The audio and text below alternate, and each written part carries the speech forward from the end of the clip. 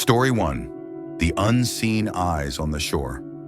The salty tang of the ocean breeze clung to the air as the sun dipped below the horizon, painting the sky in hues of amber and violet. It was late May, and the small coastal town of Seaside Haven buzzed with the restless energy of graduating seniors, eager to shed the shackles of high school.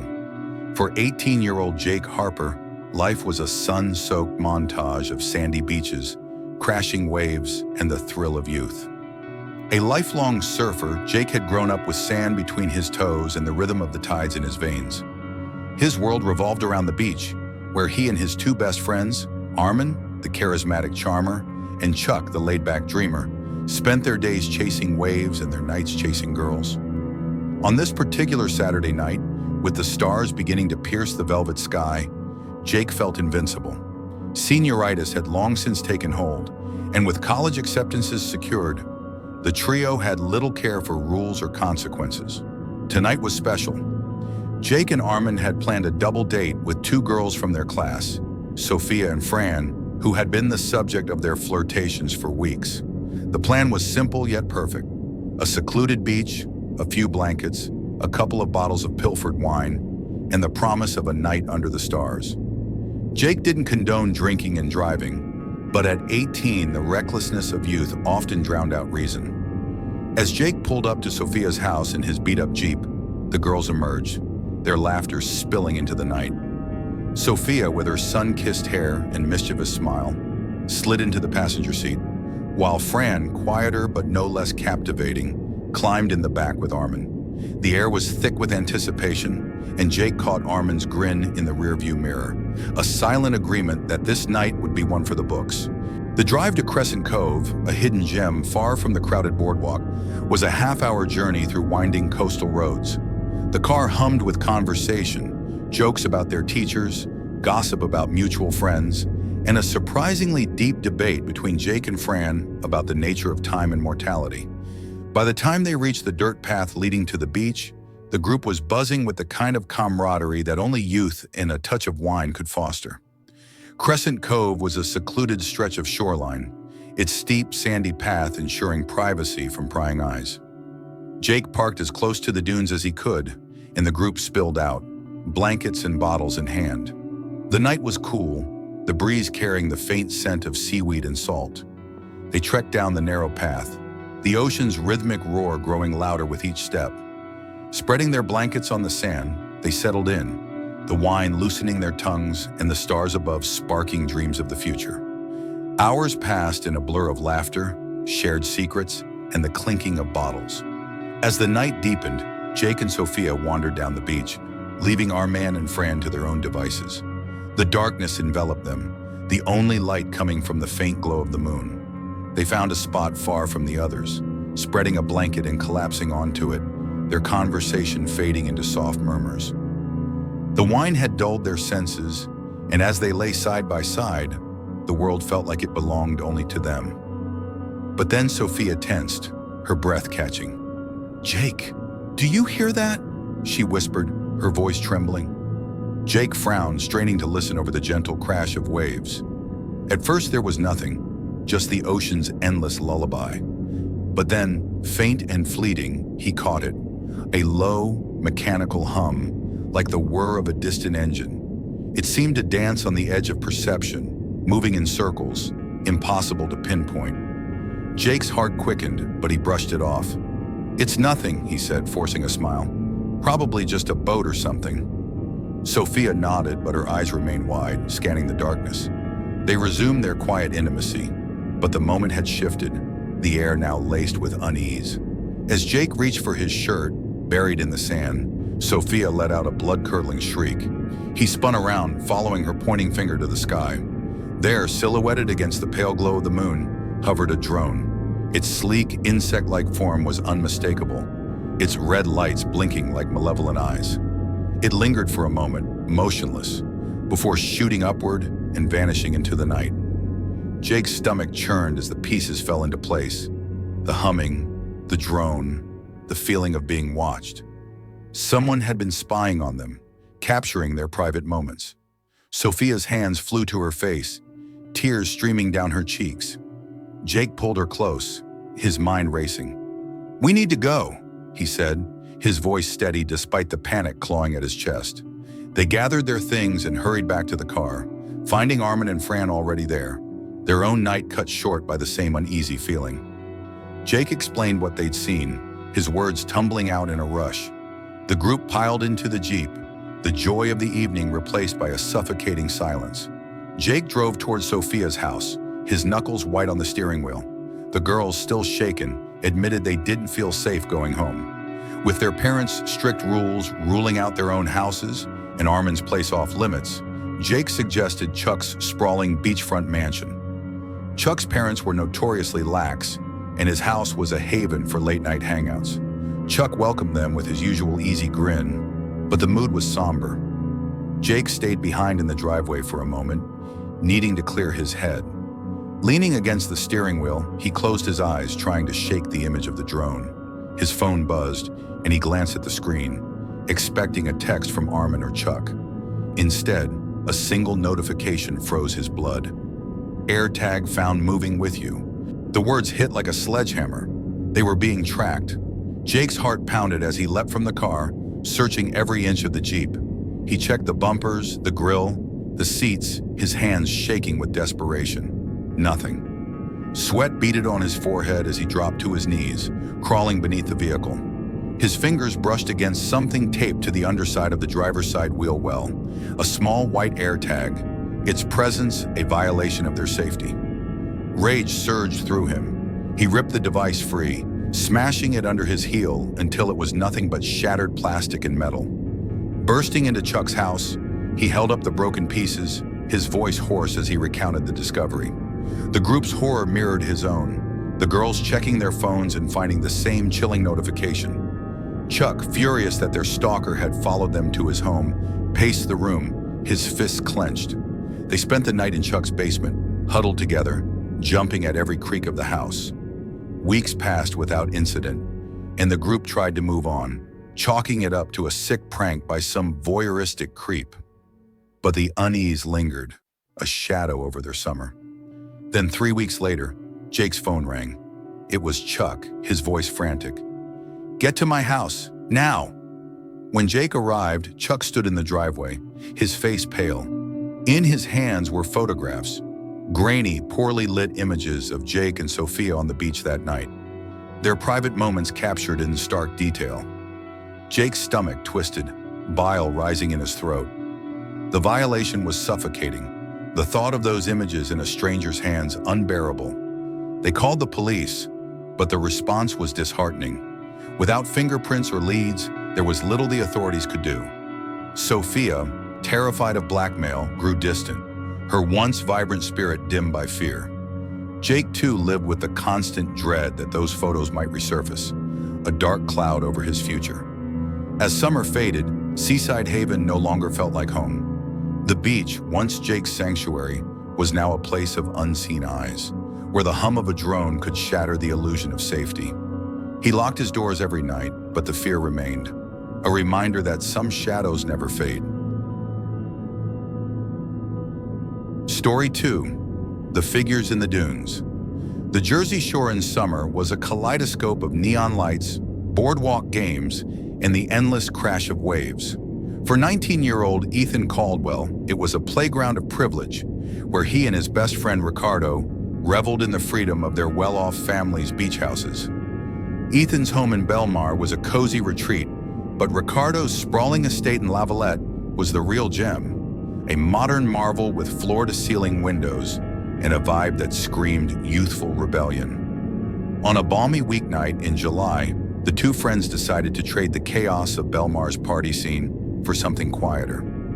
They'd been burning the candle at both ends, and the idea of a low-key night on a private beach with a few beers and a joint felt like the perfect antidote. Ricardo drove, his sleek convertible hugging the coastal roads as they headed south. The air was thick with the scent of salt and possibility, the radio blasting a mix of hip-hop and classic rock. Lavalette's beaches were a world apart from Belmar's crowded shores.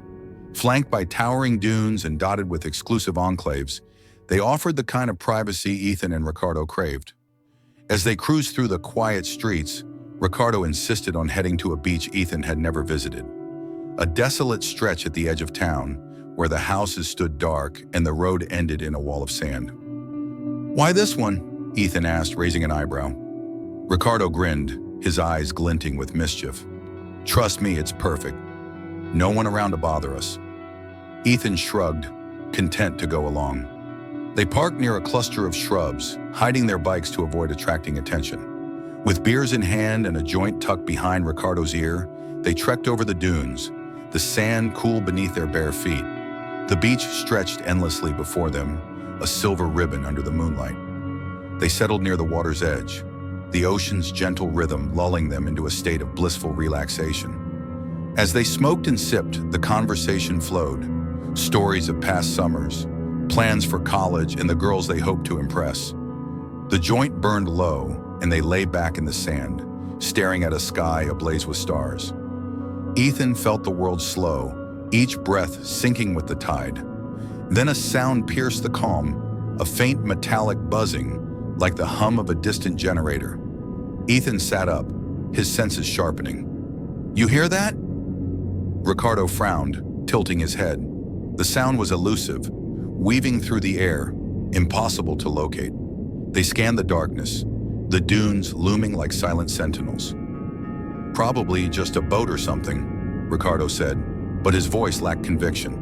The buzzing persisted, growing louder, then fading, only to return like a taunting whisper.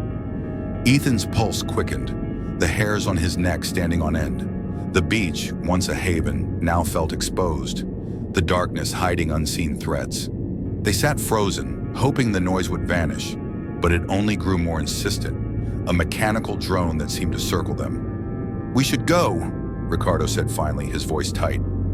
Ethan nodded, but as they stood, the buzzing surged, a sudden crescendo that sent a jolt of fear through them. It was close, too close, and coming from their right. They turned, eyes straining against the dark, but saw nothing. Panic gripped them, and they broke into a sprint, the sand sucking at their feet as they aimed for the nearest dune. Halfway there, Ricardo grabbed Ethan's shoulder, stopping him cold. "Look," he whispered, his voice trembling. Ethan followed his gaze to the peak of the dune. There, silhouetted against the starry sky, stood a figure, tall, impossibly thin, with arms that seemed to stretch toward its knees. It was motionless, its presence radiating menace. Ethan's breath caught, his mind racing for an explanation. A prank? A hallucination? But the figure was real, its stillness unnatural. Ricardo shouted, snapping Ethan from his trance. They veered left, running parallel to the beach, their lungs burning. They reached the next dune entrance and scrambled up the slope, sand sliding beneath them. At the crest, they dared to look back and froze. The original figure was still there, but now 3 or 4 more stood on the slope below, their silhouettes stark against the dune. Each one faced them, unmoving, like statues carved from the night. Terror propelled them forward. They abandoned their bikes, sprinting through the quiet streets to Ricardo's house, the buzzing fading, but never leaving their minds. They locked the doors, barricading themselves inside, their hearts pounding as they waited for dawn. The next morning, they returned to the beach, hoping to reclaim their bikes and make sense of the night. The bikes were gone, the sand undisturbed, as if the figures had never existed. They scoured the area, but found no trace, no footprints, no tire tracks, nothing to explain the chilling encounter. Weeks turned to months, but the memory of that night haunted Ethan. The buzzing, the figures, the sense of being hunted, it defied logic. He and Ricardo rarely spoke of it, but the unspoken agreement was clear. They'd never return to that beach. The Jersey shore, once a symbol of carefree summers, now held a darker secret. One that whispered of things unseen and unexplained, lurking just beyond the dunes. Story 3, The Shadows Across the Lagoon. For 16-year-old Liam Carter, the beach was synonymous with joy. Every summer, his family's modest beach house in Long Beach Island, LBI, became a sanctuary of sun, sand, and endless adventures. But nothing compared to the weekends spent at his friend Charles's sprawling waterfront mansion, a paradise of luxury and freedom. This particular weekend in July promised to be legendary. Liam, Charles, and their friend Riley, newly licensed and eager to flex his independence, had the house to themselves. No parents, no rules. Just three teenagers ready to make memories. The drive to LBI was a riot of laughter and chaos. Riley, still mastering the art of driving, swerved and cursed at every turn, much to Liam and Charles's amusement. By the time they pulled into the driveway of Charles's house, the sun was setting, casting a golden glow over the lagoon that bordered the property. The house was a marvel, 2 stories of modern elegance, with a front door, a garage connecting the front and backyards, a sliding glass door opening to a pool, and an upstairs deck with a spiral staircase leading to the ground. The lagoon, a narrow channel of water, separated the house from a row of homes on the opposite shore, their docks jutting into the dark water. The trio wasted no time settling in, dumping their bags in the upstairs bedrooms and plotting their weekend. At 16, chasing girls was a priority, and a beach house to themselves was the perfect bait. After a flurry of Snapchat messages, they secured a visit from 3 girls, Rosie, Alexa, and Sophie, who were down the shore for the summer. Liam had enough weed to keep the party going, and they'd swiped a few bottles of liquor from their parents' stashes. The night was shaping up to be perfect. When the girls arrived, the house came alive with music, laughter, and the clink of glasses. Rosie's infectious energy, Alexa's sharp wit, and Sophie's quiet charm blended seamlessly with the boys' easy camaraderie. As the night wore on, the group migrated to the backyard pool, its heated water steaming in the cool air. They passed a joint, the smoke curling upward, mingling with the breeze. Liam leaned back, savoring the moment. The stars above, the water's warmth, the promise of something more with Sophie, who sat close enough for their shoulders to brush. Then, without warning, Charles turned the music off, his eyes fixed on the lagoon. "What's wrong?" Liam asked, following his gaze. Charles's voice was low, strained. "There's someone on the dock across the water." Liam squinted into the darkness. The house is on the opposite shore, barely visible. "You're messing with us," he said, forcing a laugh. "People live there, man." Charles shook his head. "The family across the way is in Florida. My parents told me." The girls shifted uneasily, their earlier giggles replaced by nervous glances. Liam still thought Charles was joking, but the mood had shifted. "Let's go inside," Sophie said, her voice small. They climbed out of the pool, toweling off in the yard. As they gathered their things, Riley froze, a curse escaping his lips. Liam turned, his eyes straining to see what had spooked him. The dim light revealed movement on the opposite dock, shadowy forms shifting in the gloom. Before anyone could speak, a car's headlights swept across the lagoon, illuminating the scene for a fleeting moment. Liam's blood ran cold. 4 tall silhouettes stood at the edge of the dock, their faces obscured but their bodies unmistakably turned toward the house. They were watching, silent, motionless, and utterly wrong. "Go inside." "Now," Charles said, his voice shaking. They rushed toward the sliding door, but as they crossed the yard, a sound shattered the night. 4 consecutive splashes, sharp and deliberate. Liam's heart stopped. The figures were swimming across the lagoon, their intentions unknown but undeniably sinister. Panic erupted. The girls screamed as Riley slammed the sliding door shut, fumbling with the lock. Charles sprinted to secure the front door, while Liam herded everyone to a ground-floor room with no exterior windows. They huddled in silence, the air thick with fear, every creak of the house amplifying their dread. Minutes ticked by, the silence oppressive. Then Riley's face fell. "The deck door," he whispered. "I forgot to lock it." Charles's eyes widened, his breath hitching. Before anyone could react, soft footsteps echoed from the upstairs deck. Deliberate, measured, and far too close. Liam's mind raced. They were unarmed, intoxicated, and trapped. Running was their only option. "Go!" Charles hissed, and they bolted for the front door, piling into Riley's car. In his panic, Riley reversed too fast, obliterating Charles's mailbox with a sickening crunch. They sped away, the house shrinking in the rearview mirror as they called the police. Hours later, with the police having searched the property, the group returned to a scene of devastation. The upstairs had been ransacked, every valuable, jewelry, electronics, cash, gone. But the real blow was the theft of Charles's family's Boston whaler, a sleek boat moored at the dock. The police found the hatch below the steering wheel empty, the spare key likely used by the thieves to make their escape. The realization hit hard. Whoever had robbed them knew the house intimately. They knew where the key was hidden, knew the family was supposed to be away. The thought that it might have been someone familiar, a neighbor, a family friend, sent chills down Liam's spine.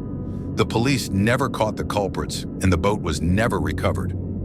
The incident left scars on all of them. Charles became obsessive about security, Riley grew wary of the shore, and Liam's love for the beach turned to dread. He locked every door and window each night, the sound of those splashes echoing in his dreams. The lagoon, once a picturesque backdrop, was now a gateway to a nightmare, one that reminded him that safety was an illusion and the shadows were always watching.